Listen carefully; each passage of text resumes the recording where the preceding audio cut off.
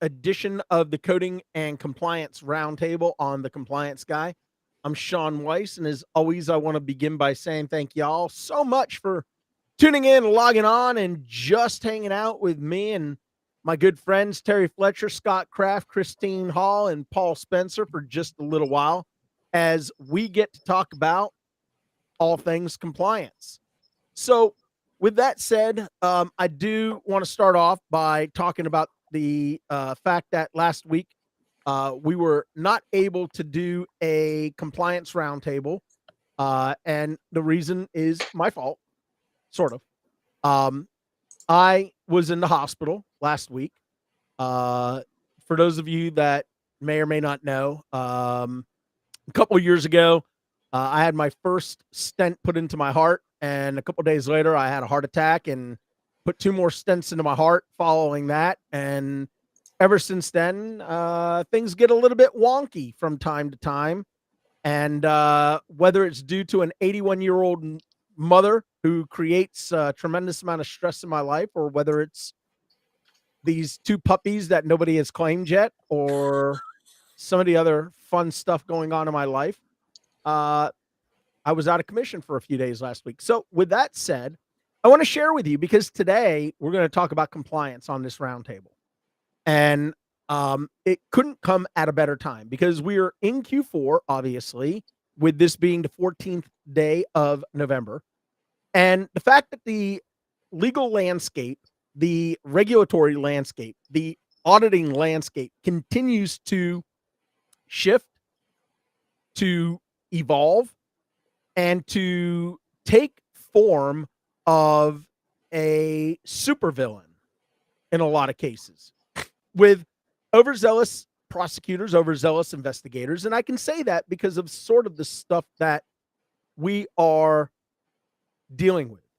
And thank you, Betty. Yes, I am back in the saddle, and I am wearing, as my tribute to Yellowstone, which season 5 started last night with the 2-hour premiere. I don't know. Jury's still out on how good season 5 is going to be. I kind of see it going down a trail that I am. Terry, don't worry, I'm not going to spoil it. I kind of see it going down a trail. All right, fine. I will stop. Anyways, turn on Yellowstone, watch it. If you get a chance to watch the spinoffs, 18 something, and now 1923 is coming out. 1893 or 1883. That's right. It was really good with Tim McGraw and his wife.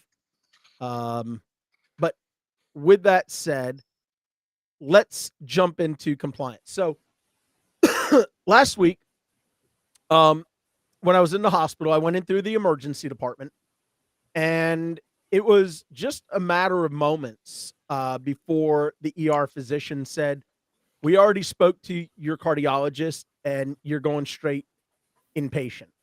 Literally, I've never been admitted that fast from the ER. Usually it's 8 to 10 hours. I was there for, I was in the ER for, I don't know, maybe an hour at the most before they said you're going inpatient. Well, long story short, the hospitalist nurse practitioner came in and evaluated me. Outstanding, was wonderful, did a fantastic job, very, very thorough. And once I got onto the floor, the hospitalist came in. Now, here's where it gets interesting. Hospitalist said to me, "So, Sean, I see that you've seen 2 nurse practitioners thus far." And I said, "No, I've seen 1 nurse practitioner." He said, "Which one?" I said, "I think she was part of the hospitalist program." And I said her name, and he indicated to me that, yep, she was in fact the hospitalist nurse practitioner. He said, "But it also," I said, "Nurse practitioners." He said, "I see you saw 1 nurse." No, they were both nurse practitioners. Excuse me. So he said, "No, I see you saw the cardiology nurse practitioner." I said, "Nope, promise you. They have not given me any pain medication. They've not given me anything other than nitroglycerin to help control the pain. They gave me a fluid bolus to get my blood pressure up to a normal level, and I did not see it. He goes, "But Sean, hold on." And he literally shows me his cell phone, and he pulls it up, and there is a progress note in there from cardiology consult at 2:30 in the afternoon. Now, it is 3:30 in the afternoon. And I said to him, "Well, can you open that up and tell me what's going on?" Well, there were orders in there for an echo. There were orders in there for a stress. There were orders in there for various labs to be done, for EKGs I think it was every 4 to 6 hours, troponins every 2 hours. And I said, "Well, is there a history and exam in there?" And he goes, "Yeah." And he shows it to me. Well, there's a full history. There's a full examination. There is everything in there, including medical decision making. And the note was signed at 2:30 in the afternoon. Hospitalist picks up the phone and he calls cardiology nurse practitioner and says, "Hey, quick question for you. Have you seen Sean Weiss yet?" And he had it on speaker, and the nurse practitioner comes back on and says, "No, I haven't gotten there yet. I plan on seeing him somewhere around 4:30, 4:45, or 5 o'clock." Nope. Nope. Nope. Nope. Nope. And unfortunately, this is something that happens all the time. And it shouldn't be happening all the time. If it happened to me, I can guarantee it's happening to everybody else who's on that cardiology consult list. Absolutely disgraceful. That is knowingly, not reckless disregard, not deliberate ignorance. That is knowingly engaging in activities that could potentially be labeled as fraudulent. You created a note, you signed a note, which means effectively you closed it. The only way that you can adjust that note is by doing what? Creating an addendum. That wasn't done. This is absolutely catastrophic behavior. So I'm going to pause there, and I am going to open the discussion, Christine, because you started our circulation of emails for topics for this week. I want to go to you and start there, and then we can proceed. Absolutely, Sean. And I wish I could say that I've never heard that before, but it is unfortunate. I see this all the time. I see notes that are doubled where providers are coming in doing the very same thing. And worse, I see copy paste from that note into another note in the hospital, not even of the same specialty. So this is truly a problem. And I don't know where we're going to go from here with this because, again, not something new. This is something I've seen over and over again. So I agree. It is something that is happening way too frequently, and I am very uncomfortable with this. Now, you raised another topic, Christine, where you started talking about the fact that you have providers who are cutting and pasting information from other providers, not even of the same specialty, and putting it into their uh, progress notes for that day for the patient. There is a term. We have the man, the myth, the legend, Robert Lyles, listening in today, which I'm extremely excited about. But that is a term referred to as clinical plagiarism. That is an actual term. I have seen cases prosecuted under the FCA for clinical plagiarism because essentially you are creating a false claim by using documentation that belongs to another provider as if you created that documentation yourself and you were using it in aiding you in your selection of a CPT code, whether it's an admission, whether it's a consult, or whether it's a subsequent care. Not only are you creating a potential false claim, you are also running the risk of a med mal issue. Because what if a test is ordered and it's not looked at in a reasonable amount of time, and you have opined on the fact that the test is being ordered, and you don't opine on it at all, and yet the patient winds up having, let's just say in my case, because they're using the high sensitivity troponin tests, let's just say that my troponin for a male my age exceeded 15, but you never looked at it. And now I have, an ischemic problem. So anyways, I'm going to stop there. Terry, Scott, Paul, I know y'all are auditing, I wanted to jump in real quick. hospital records all the time, but go ahead. Just to say, it almost feels like providers are losing their respect for the medical record, or just because they need to document, and they're losing it. And one thing that I've seen personally, just like you, Sean, is where, because everyone is so focused on their own personal little getting their note in, then they're losing that integrity, that we're having all of these mishaps happening. I mean, my dad was in the hospital on digoxin, and no one checked his dig levels until he crashed twice. Twice. I mean, what's happening? Yeah. And I know I bring his name up all the time on this webcast, but I go back to Larry Weed, the father of the SOAP note, who said it needs to be thorough, reliable, analytically sound, and efficient. And the big word there is reliable.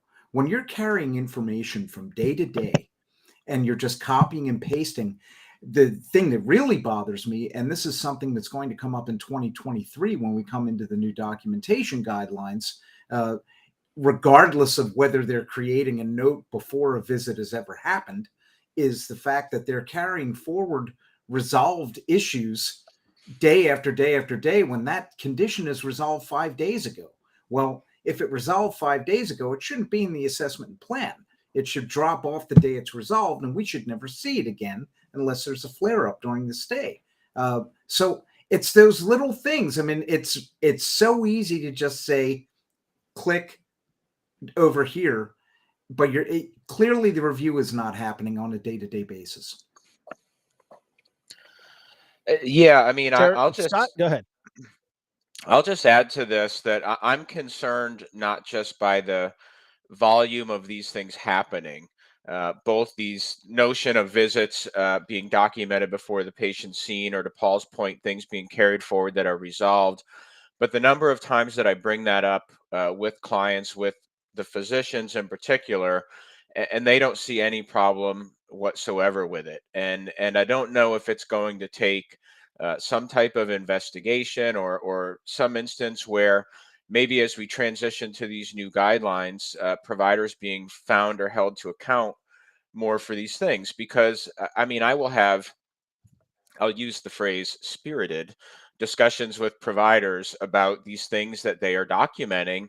And I'll walk back a second to clinical plagiarism. The number of times that they don't believe that that's a problem, and where it will manifest itself sometimes is, I tend to think, and I think we've all seen this, providers will document in a specific style. So, a provider tends to document the exam the same way, tends to document, the history elements the same way, except periodically the provider that I always know is the one who has the most issues with clinical plagiarism just adopts the style of the note for the whichever provider he takes over for. So that one provider, when you look at a group, it's like, okay, well, his style is whoever did the previous note. It's just going to pick it up and carry it all forward. And I think it's very concerning for all of the clinical reasons that we've talked about. It's very concerning heading into 2023. And I'll add one little piece to this. I struggle sometimes to understand who exactly is doing what when patients are inpatients, because they're all sort of cribbing from each other's notes elements of the plan. So I'll see 3 different providers treating a hospital inpatient, and they each will document started a medication. I'm like, well, who did it? Somebody did it. And it's, the providers will typically come back and say, well, you don't understand. I have to see this volume of patients, and the documentation is a pain, and I'm sympathetic to all of that. But at the end of the day, these contracts are in place and the work has to be reflective of what's actually done. And I think heading into 2023, one of the things I've thought all along is it's going to be a little bit more difficult to establish high risk treatments sometimes for providers. And that's in part because of the way things are being documented. And I'm also concerned about the amount of stuff that gets stuffed into these notes, resolved conditions, to Paul's point, old labs that are dropped in the documentation that the provider never took a look at and had nothing to do with his or her treatment, and how all those things roll into what we're looking at as a 2023 audited note.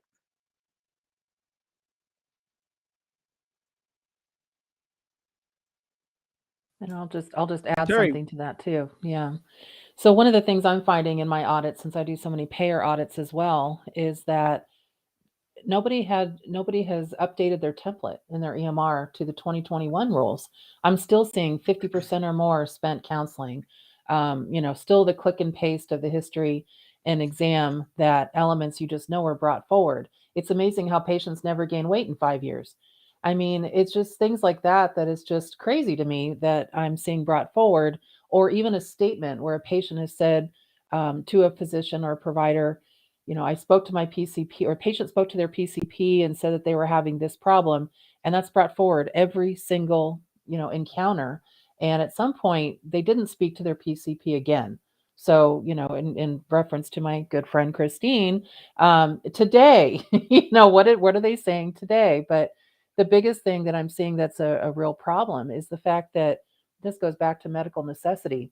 The reason, and for any physicians who are, listening to this, the reason that you have the privilege of being a physician and to treat patients and getting paid for that is because there's an anticipation that you may actually resolve the condition, you may cure the patient, you may have to have ongoing care. And if you don't reflect that in the note from a current perspective, from today, what's going on with that patient, you're going to lose that privilege. This is why you see so many Medicare Advantage programs right now getting in so much trouble, because active conditions are being documented that aren't there because they're being cut and pasted their way through the end result into where we are today. And you can't even tell what's resolved, what's being treated today, what's still active, because again, it's cut and pasted all the way through. But here's one of the things, and this I'm going to go back and kind of just comment on where I feel that the AMA has done an injustice, and Medicare as well, to physicians, as far as not giving them a pathway. And what I say with that is there's language in the CPT book for E&M services that says there has to be a medically appropriate history and exam. Well, what does that look like? There's no guideline for it. There's no standard for it. If it's a cardiology exam, an orthopedic exam, we had them in the 97 and the 94 guidelines. But the problem is that it was too much. It was just, you could get to a level 5 by clicking and pasting. And then if you missed one past family social history, you were bet down to a level 1. There needs to be a standard of care of what is a medically appropriate exam for either this condition or this specialty, and to move away from that and just say, it's really up to the doctor. Okay, so the patient's coming in with chest pain and an ankle exam is okay. Well, you said it's medically appropriate to whatever the doctor thinks. So there could be an argument there. I could see a physician saying, well, that's what I think it should be. And how can you argue with that? I mean, Sean and Paul and Scott, you guys probably more than Christine and I are involved in some, of those arbitrations and legal discussions where they said that a physician, can't possibly get from A to Z. But if they're telling them that getting to Z is their decision and their opinion, instead of having some kind of published guidance, why not just, play with it? So yeah, I had enough of a problem under the 95 and 97 guidelines trying Exactly. to describe what an HPI should look like.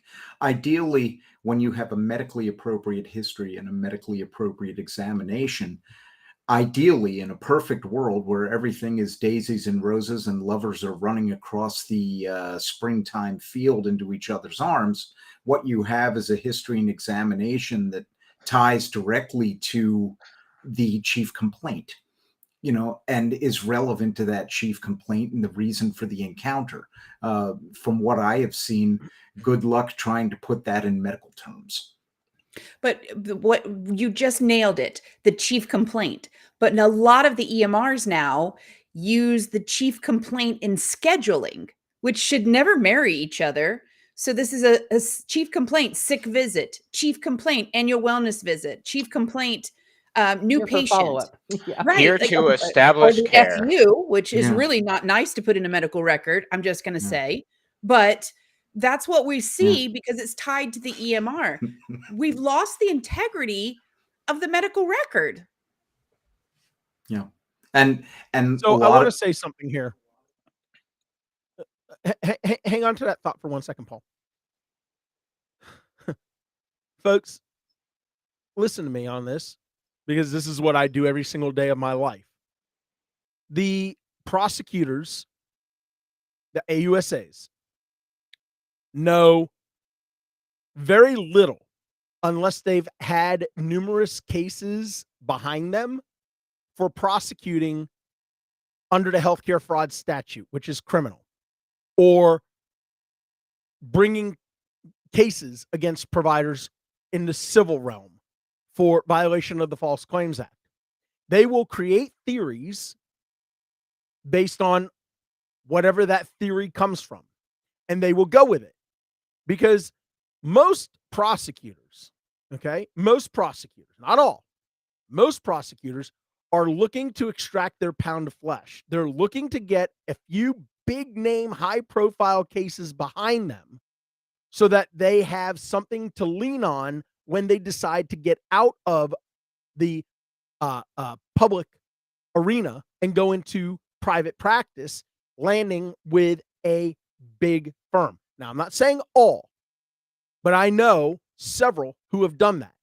I'm not saying it's wrong, to want to, do your time in the public servant light and then to land on a big firm, big paycheck, but not at the expense of bringing allegations or accusations against providers who are trying to do the right things. Now, counter that with providers who are being irresponsible, providers who are being lazy, not creating their own documentation. Listen, if you want to cut and paste something from another provider's medical record, whether it's in the office or it's in an inpatient setting, have a subheading that says, carry forward from Dr. So-and-so. This information is used in helping to plan the care for the patient going forward, but is not utilized as part of my overall code selection. Now, let's talk about compliance programs, because that's really where we wanted to go. So, Christine, I want to throw this over to you. Well, Paul, real quick, you had a comment. I apologize. Let me let you make that comment, and then, Christine, I want to get into the compliance aspect. Actually, I think I'd like to pass and then circle back later regarding electronic medical record systems, if I can. I had Okay, talked. so Christine, let's sent go.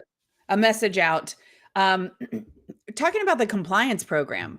So if you have a good compliance program, it's only going to be as good as the problems that you fix or the opportunities that you capture during that.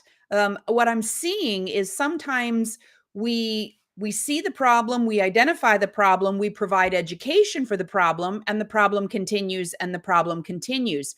If we don't address it, fix it, send the overpayment check, make that lesson one that we learn sometimes the hard way, right? If we're not following through with those actions, then our program's not working either. And we just keep round robining like we're doing right now, talking about the problems that we see. But more importantly, I think we need to find ways to fix it and fix it solid. I have a question for Scott. And then just what you guys have all been saying, and this kind of also maybe our listeners are having the same question. So when you're talking to, let's say you're in the middle of an audit and you're talking to a payer that is coming down on a physician, that, as Christine said, as we've all said, there's no accountability. So they have maybe a compliance plan or compliance program, but nobody follows it or enforces it, I guess, is there. So they have one sitting on the shelf with a bunch of dust on it, but nobody does anything with it. How do you respond to a payer that has seen what's in the compliance plan? Let's say they do have one, which is rare, but let's say they do. And then you find that, or they find that it hasn't been adhered to. It hasn't, there's no, the physician actually doesn't have to follow it because people are afraid to enforce it. So I'll throw that to you, Scott. I'm sure you've seen that quite a bit. It's a tough thing to even contemplate how to respond, right? The response, if I'm responding on behalf of the physician or the physician practice, I'm sort of digging in and figuring out, what is the best thing I can attempt to account for why this physician might deviate, and that's really more of a defense posture than an actual good response posture. I think, the point you brought up that really resonates with me is sometimes when we have compliance plans, we sometimes have to have difficult conversations. And I can't tell you how many times I get involved with a group and there's outlier providers who are either perceived internally as difficult to deal with. And so nobody wants to deal with them. So people sort of tread around them, or they say things or nothing changes, or the amount of money that they are billing on behalf of the organization is such that people just kind of, put their heads in the sand a little bit and say, well, let's just hope that nothing comes of this, right? Because, sometimes that conversation gets very centered on, well, I mean, I've been on calls with providers before, as I'm sure you all have, where they say, well, do you know how much like money I bring in for this organization? And it's on the one hand, like, well, okay, this takes it gets right to the heart of the conversation, right? But by avoiding those difficult conversations, I think we then find ourselves in the situation that you describe, where I'm saying, well, I'm not sure what I'm supposed to say on behalf of this provider Yeah. Well, it's because funny I because don't they have have. it's almost like a celebrity saying, "Don't you know who I am?" Yeah, we know who you are, and that's why I'm here. Yeah, This is I the problem. Yeah. it reminds me when you say that, I worked with this rheumatologist once, and just a en masse level 5 overbilling. And there was really the notes really didn't do a great job of describing the evolution of the rheumatoid arthritis. And when I got on the phone with this provider, the first thing he said to me was, at this location, I started the rheumatology group, and we have like national recognition for our facility, and everything is top of the line. We have like the Taj Mahal of rheumatology groups, what I wanted to say, I didn't say it, but I wanted to say, like, you could build the nicest auto repair shop in the world, but sometimes somebody just needs an oil change. Like they don't need, and so this idea that everything is high level because you do it, is a very difficult thing to defend. And we have those conversations all the time. Yep. Right. I once had So an orthopedic surgeon who liked to pontificate about how much money he brought into the facility. It could be that because he had the highest post-op infection rate within his geographical area, that he was bringing in much more money than all of his other providers. But Oh, shoot. half of that money is probably money that you didn't really want or need, based on clinical Oh, effectiveness. So yeah. I mean, there's that. I once worked with a provider who was the highest billing of her specialty to Medicare in the state in which she worked, and it was primary care. And the reason she was the highest billing is because they had a SNF attached, or a nursing facility attached to the hospital, and she rounded every patient every single day Oh my goodness. in the NIF. Well, Sean, I have a question for you now, and see, now I feel like I'm kind of moderating a little bit, sorry. But you always are in defense of physicians to find that defensive position. I mean, I try to act on offense. So a little bit different, saying, well, let's prevent this before you have to have a defensive person. But I have a question for you. Have you had to deal with, where you're sitting there looking at the payer's position and you're looking at what the practice did and go, you guys are in trouble here. You yeah, really, there's no way happens around this. happens more times than I care to remember. There are so many times where I have somebody say to me, look, here's the deal. We do things the way we do it because that's how we've always done it. And I kind of try not to laugh, but I say to them, well, the way you've always done things doesn't necessarily translate to things being done correctly. So here's the deal. You had an audit from a UPIC, from a CERT, from a MAC, from a RAC, whoever it is. There's a finding in a report from the Office of Inspector General. There may be some fatal flaws in some of the arguments that they're using, but overall, the majority of items that they have pointed out with copy and paste, carry forward, clinical plagiarism, documentation that doesn't support the level of service that's being billed, templates in your EMR system where your review of systems, indicates there's no problem, but yet in the HPI, that's the reason why the patient's coming here today. I love when it says, patient here today for chest pain, shortness of breath, and then you go to the review of systems and it says negative for both. I mean, it's just, it's hard to create a defensible situation. And that's when I say to people like Robert Lyles or Ron Chapman or Amanda Wesh, there's not much we can do for you here as a subject matter expert or as the auditing professional in this case. There's just nothing that we can do, as much as I would love for us to be able to do it. Now, I do want to put something up. Thank you, Avery. That's funny. I wish Avery was here because she liked the rest of us, but liking one out of the five is okay, she liked what so I we're good. said. Jeez. Here's one that's kind of funny. I think people will appreciate my California's Yeah. situation here. So in California, and I'm going to talk about cannabis for a minute. In California, and I think in other states as well, the Health and Safety Code says that it prohibits a physician from recommending or prescribing, cannabis, unless the physician is the intending physician, and you cannot prescribe marijuana. You can only recommend, I'm air quoting, specifically to a patient that has an appropriate condition. But talk about tough documentation. What is a recommendation versus what is a prescription if a patient has one of those medical cards? And sometimes it's really funny to see a document and to see, Christine even mentioned something like this, to see documentation where they're really teetering on the edge, or you're seeing all these things that they came in for today, and then all of a sudden at the bottom, so they came in for XYZ, and all of a sudden at the bottom they ordered a CT scan of the brain. You're like, wait, where did that come from? And you go up to the top again and you see chest pain, shortness of breath, lower extremity edema, and a swollen foot, and you're like, why are we ordering this? And you go back to the doctor, well, just because of I wanted to make sure of. And I'm like, but you have nothing that indicates that you can have that here. And then, going back to the medical marijuana thing, I have a lot of physicians right now that are getting in trouble because they're saying, well, the patient needs it, and, I think it should be prescribed. I'm like, you can't do that. Read your rules. Read the rules. It's a Schedule I drug still.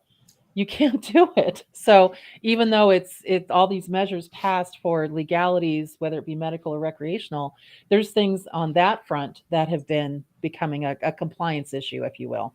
But I want to go down that rabbit hole with you, Terry. Yeah, it's terrible. So in the state of Florida, there's a process in place for medical marijuana. So recently I did have a practice, and I'm doing an audit for that practice, and they're seeing Medicare patients today for their hypertension, diabetes, whatever it is, right? Their follow-up visits. And then they're also reporting a separate visit with an E&M code for the medical marijuana, charging patients for it, no ABN on file. And honestly, it's because a lot of times these providers see a revenue stream and they don't investigate it. They don't bring it to their compliance program. They don't have it vetted.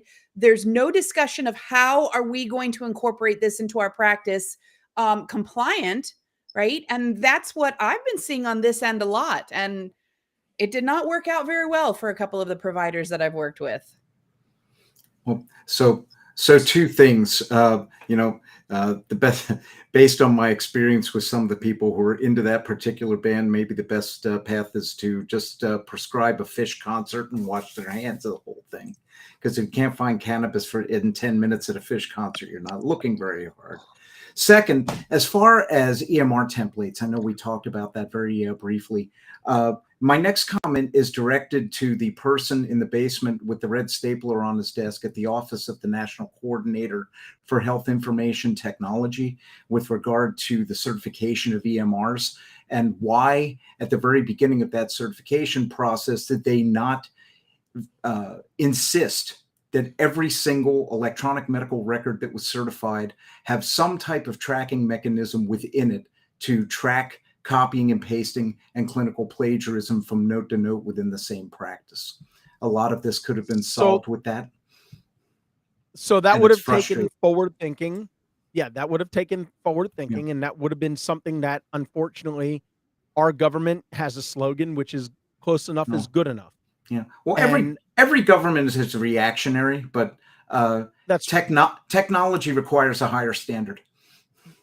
But what I want to point out to our viewers and to our listeners today is that there are programs and there are things that have evolved, right, within healthcare. Paul, Scott, you and I, the three of us, we see it on a regular basis.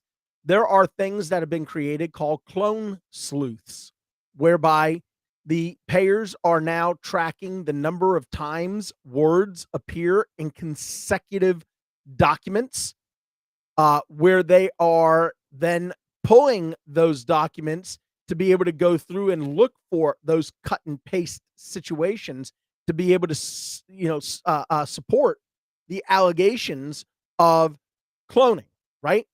So we are seeing that. There's actually a company out there called Clone Sleuth, really interesting organization.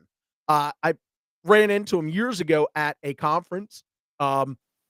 Really interesting program. I haven't talked to them. I have not talked to them since the beginning of COVID, but it was a technology that was moving into payers such as United Healthcare, who I know for a fact use cloning sleuths to be able to target providers. But I want to go back to Christine and Terry talking about the critical importance of these compliance programs in organizations. And before some of our listeners or viewers start to say, but wait a minute, Sean, I'm a 1 doctor, 3 doctor practice. That's too much for us to do.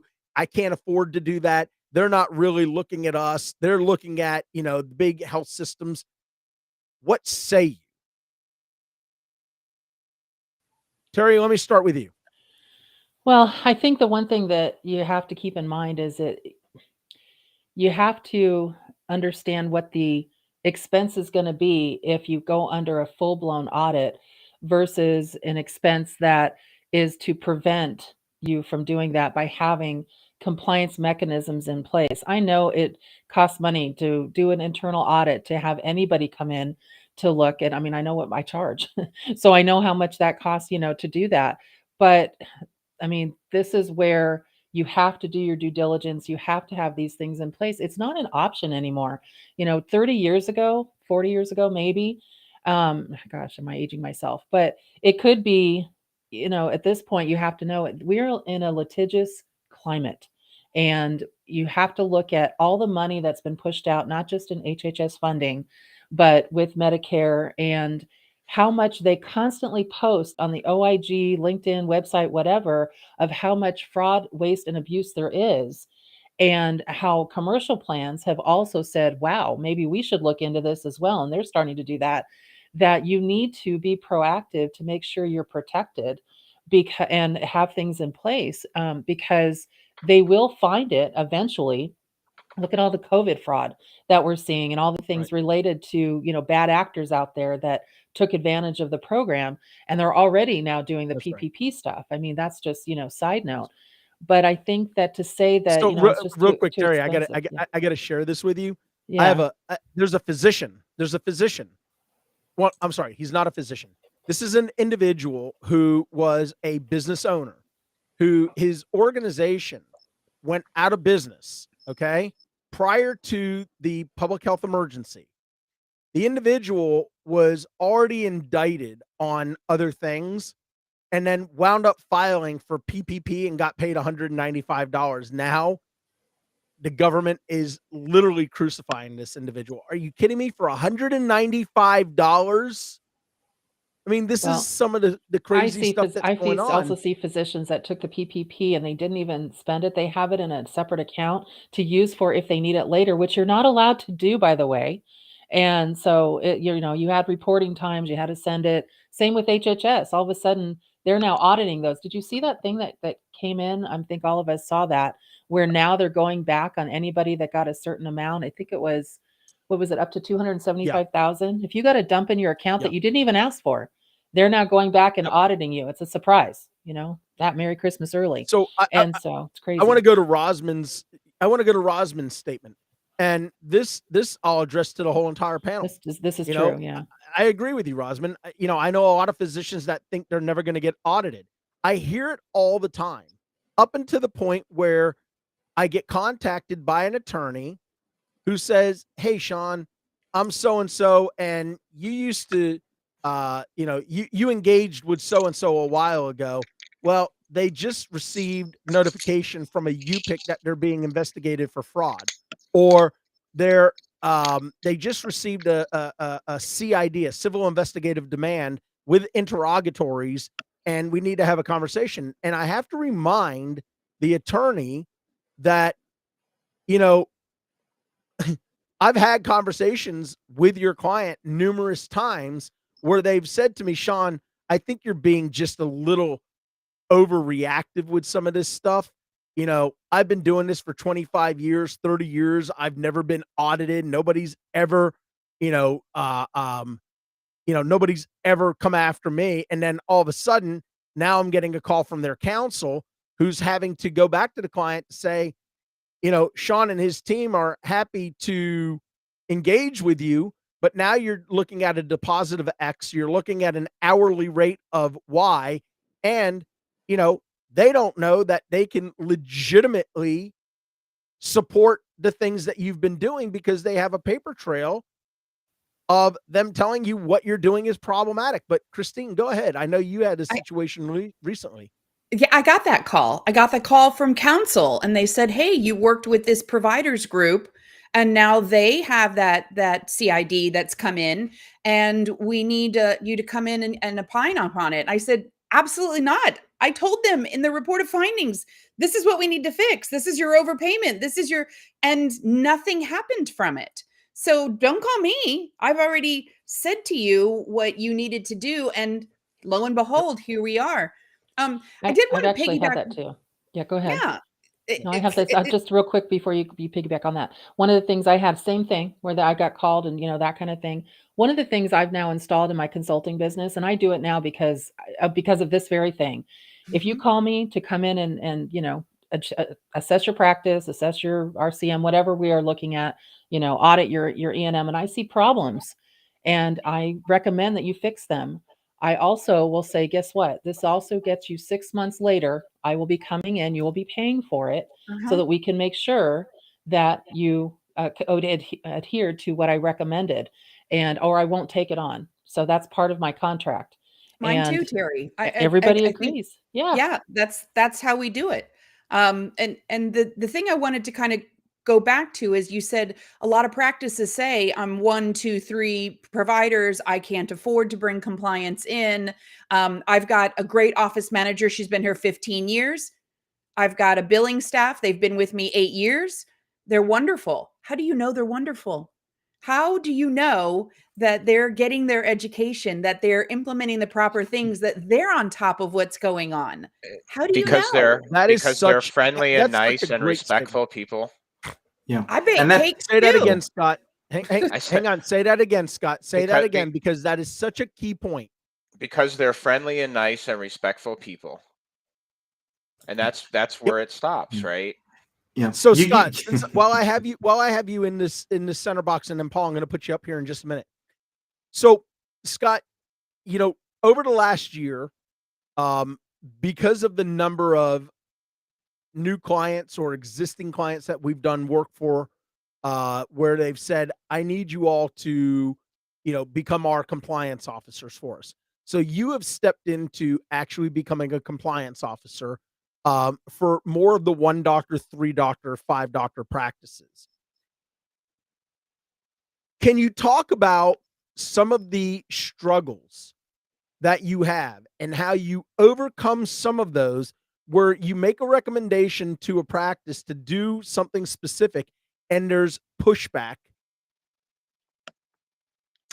Well, I mean, it's not uncommon to have that happen, and I think it's important, obviously, in our role that we cite regulations as appropriate, that we cite LCDs, NCDs, that we understand why we're asking people to do certain things. I think understanding who the component people are within organizations helps to identify what the barriers to compliance are. I think one of the points I've tried to make to a lot of these smaller groups is that when you think about a compliance plan, I think they just assume sometimes that it's this overwhelmingly large thing. And we try to right size compliance plans to the size of the groups that we're working with. I think it starts with an understanding of what compliance is, what everybody's function is. And I want to stop and reflect on that for a second, because I think the thing I see time and time again when I think about compliance plans, like, my big buzzword is accountability. And so when something's going on in a practice, somebody has to be responsible for that activity. And if nobody's responsible for it, when you find a problem, it sort of makes it even worse, because then you can't figure out who to hold accountable for it. Well, we found this thing. Who's responsible for that? And that meme of the 2 Spider-Men pointing at each other, right? It's kind of like that. It's like, who's responsible for what's happening here? Oh, I thought this person did that. Oh, I thought this person did that. And so, it's a little bit of a circular response to what you're saying, but I think a lot of the problems that we see are, we have to identify who's accountable for things. We have to build a workflow process that enables us to have confidence that the right things are being done. Go back and audit those charts to see uh, where we're falling short or where we're not. And a point that I'll make about this, Sean, and you know this, we work with a lot of groups that they hire new physicians, or more commonly, they acquire a smaller group and they bring in these handful of physicians, and we bring them into our audit world. And the audits are pretty poor performance wise. And the provider's like, well, nobody's ever taught me how to do this. And so how many groups are sitting out there where there's a knowledge gap or deficit all the way through? And I mean, I could spend a whole hour Yeah. talking about some of these small practices, because I think if the physician doesn't respect the people who are working with him or her, the coders, the billers, as such that the coder biller feels the chill of approaching the provider to point out something that they see, right? So if I think I've identified something that you're doing that you could do differently, and I go and I tell you that, and you talk to me like I'm a stupid person, like, the next time I'm just not going to say anything.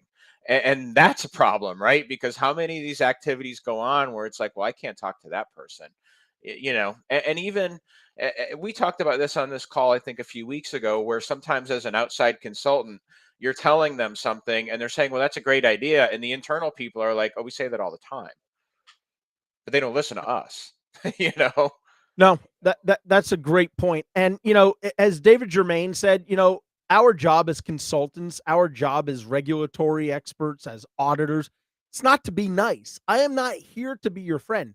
You are calling me for a couple of reasons. One, you want to understand your risk, right?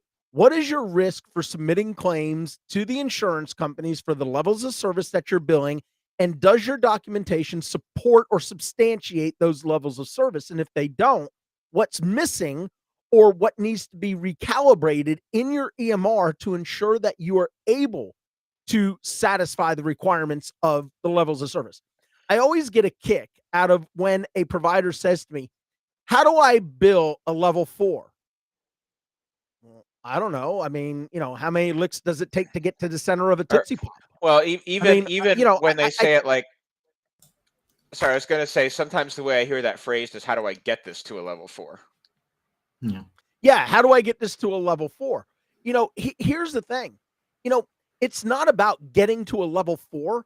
It's about 3 things. If anybody who's watching or listening has ever been in one of my presentations, what I tell people is, here's how you know whether or not a claim should be coded and whether or not, if that claim was denied, whether or not it should be appealed. 3 things. It's very simple. Was the claim medically appropriate? Was it medically reasonable? And was it medically necessary? If you can answer yes to those 3 aspects, appropriate, reasonable, and necessary, then we know that we have claims that should be submitted, or we have claims that have been denied that should be appealed. I always love when providers say to me, I'm so sick and tired of them denying my claims. Appeal it. Appeal everything. No, you can't appeal everything. We can't appeal just based on principle.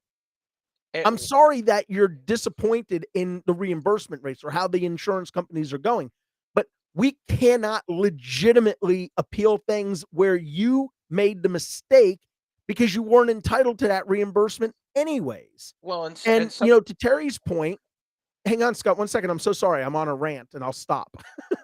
But to Terry's point, the biggest problem that we have is that we have non-clinical professionals inside the practices, oftentimes making clinical determinations as to what should be going out the door and what should be actually getting responded to, as opposed to sticking this stuff into a queue for a physician and letting it sit there until that physician recognizes that he or she has a legal, moral, and fiduciary responsibility to the organization to respond to that queue. And when they don't get their bonus check next quarter, when all of their peers are getting their bonus check and they say, why didn't I get a bonus? Well, that's because you have 276 claims pending in your queue for which we weren't able to file them because we did not have the medical necessity to justify billing that claim. Okay, I will pause. Scott, go ahead. I'm so sorry. Yeah, I think a point that I wanted to make, well, 2 points. One is that I think anytime we do reviews and we have findings, right? Some findings are just lessons for the next time. Sometimes there is a thing that needs to be cured in a claim that we unfortunately can't go back in time and cure it within that claim, because the provider will often say, well, I can just go back in and add these things. I'm like, well, if you can remember, this piece of information about this one patient from 9 weeks ago, that you feel like you can add it to the claim. But the second, I want to circle back on compliance to, Sean, a point that you made earlier about, these prosecutors or these U.S. attorneys who are sometimes doing this work before they head out to the private sector. And one of the things that I find when I point out compliance problems that are very concerning to me is that a lot of times the provider considers this to be a relatively modest problem. So there's a contradiction between the review of systems and the HPI. Like, that's not a big deal. I just, I carry forward this standard review of systems and I forget to change it. One of the things I was taught very early in my career of working with regulators is, like, a regulator also wants to make a name for him or herself. And if they see something where they're going to take you to the woodshed, they're going to crucify you. And if you don't believe it, the next time you hear a story about a practice accused of like healthcare fraud or, accused of some sort of billing misdeed, read the way the government describes what these people did. And they describe it as, this is just basically a covert, like, theft of government money, or excuse me, an overt theft of government money. They describe these people as malicious bad actors, right? And so if you think having contradictions in your documentation where it happens across multiple patients and some regulator comes in and they say, well, maybe they're not actually seeing these people, maybe this is fraud. And I will sometimes say to clients, or I'll think it and I'll say, like, your and I hate to say it this way, but, like, your incompetence could easily be construed as fraud. And that's a big problem for you, right? Like, so you may just say, like, we don't know what we're doing. And frankly, I believe you, but the government is going to look at it far differently, and they will destroy you. That's right. So I'm going to go right down the aisle in our last 6 minutes that we have, I'm going to come to Paul, Christine, and then Terry. I'm going to let you each have your final say on this then. All right, Paul, what say you? Well, we touched on the topic of the long trusted employee behind the desk, the 8-year employee to 13-year employee. I'd like to just flash back in my head and wonder how many of those employees were either indicted or fired based on a past revenue cycle management audit when suddenly they put the 2 and 2 together and realized why that long trusted employee behind the counter had the nicest Escalade in the parking lot. It's because they've been skimming from the funds. I mean, it's, you have to have compliance is about having controls in place, and it's about having a check and a balance on those controls at all times. And that's the way you avoid mistakes.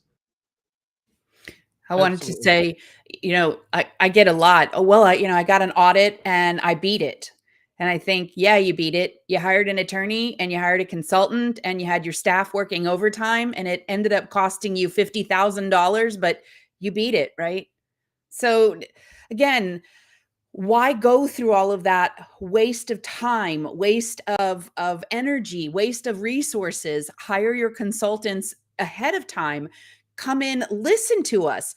Again, we don't gain or lose based on the advice that we provide. We're not ZPIC, we're not UPIC, we're not rack auditors. You hire us to come in to bomb proof, to give you that areas that you can improve to a point where you've answered all the payers' requirements there. So I get it, you won, but did you really win? And for me, I think the biggest thing that I'm seeing is when we talk about compliance plan, let's just start at the basic. What's your policy? Okay, what is your policy on a scenario when it happens? So your policy on cut and pasting. What are you allowing your physicians to actually bring forward that is, compliant with national standards of medical record documentation? There was something that just came out from United Healthcare where they're now tracking physicians who are not allowing or not charging patients their share of cost and basically doing insurance only again. And they don't realize actually that the No Surprise Act, one of the things in there says, by the way, if they're in network or out of network, you still have to charge the patient. And if you don't, you're getting a warning letter now. What's your compliance policy for that? If the physicians, you've got, many physicians in your group and you have one that says, I'm just going to take insurance only. Well, let them know that that's in effect, and I hate to be harsh, that's lying at what your medical fee schedule is. So if you're billing $200 to a payer and what they pay is your payment in full, then that's your actual charge, not what you bill. Because now you're saying that the patient has no out of pocket. So you're willing to accept, $80. Well, that's your actual charge and you actually billed incorrectly to the payer. You have to have policies in place, and those collective policies is what your compliance plan or program is, and then the accountability comes with that. Outstanding. All right. Well, that's going to bring us to the end of this Monday Coding and Compliance Roundtable. I want to say thank you to the outstanding guests, my very good friends, Terry Fletcher, Scott Kraft, Paul Spencer, Christine Hall, and to each and every single one of y'all who took time out of your busy schedules to tune in, log on, and hang out with us as we were live today for an hour. Any of you that are watching this on the replay, you can also pick it up on any one of more than 80 podcast platforms. It will go straight to podcast within the next hour or so. Again, thank y'all so much for spending time with us. And Terry and I will be back tomorrow with our hashtag Terry Tuesday on the Compliance Guy. So until tomorrow, remember, be good to yourself, but more importantly, y'all be good to each other. Take care.